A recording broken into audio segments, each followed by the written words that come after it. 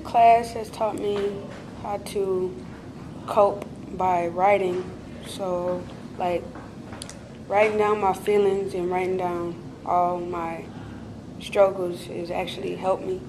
But at the same time, like, writing is something I always do, but ever since this class, it's been more like constant, more fluent, and it actually helped me to find the inner me that I've been searching for, and I just need to apply it. And I know that if I just like if I keep writing, I'm headed to like I'm getting closer and closer to going home.